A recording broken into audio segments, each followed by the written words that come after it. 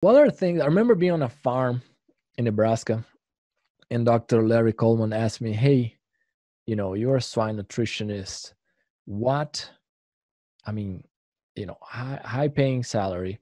What do you do or your company does to leverage that, to leverage your time?"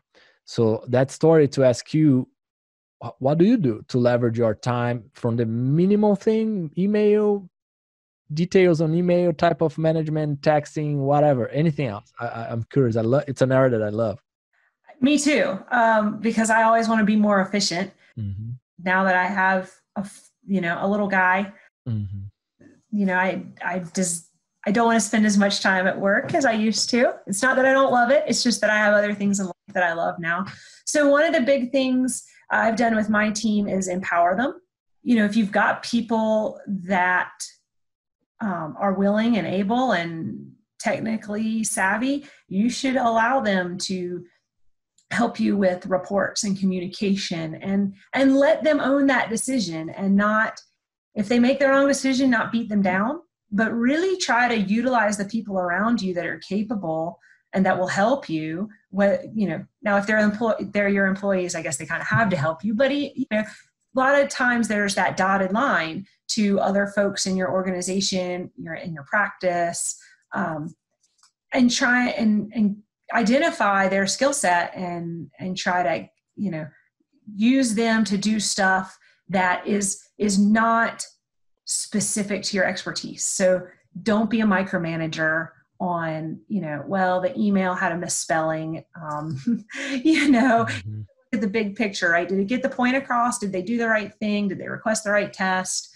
Did they get the right samples? And then your time can be spent looking at the diagnostic reports and looking at, the production data and saying, wow, that farm has had a 3-week increase in pre-wean mortality. I need to, have we had any diagnostics recently? Let's look into that problem more. Or maybe we've got a group of farms that's having issues, and that,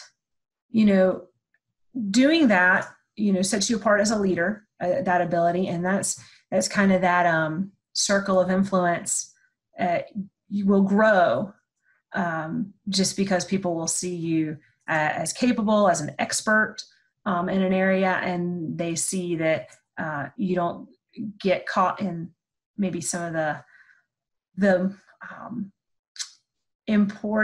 less important and urgent box all the time. Yeah. Because we need to be working, veterinarians, because to your point, the highly technical people are paid by an organization to be working on the important and often not urgent, but important areas of the system to make it better.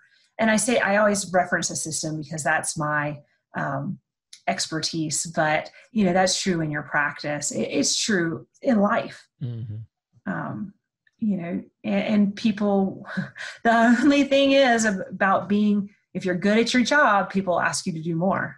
You got to sort out, what is, you got to start saying no and deciding what's most important and worth your time. And that's where that whole, urgent and important, 2x2 table works out, where you can, kind of decide where you're spending most of your time.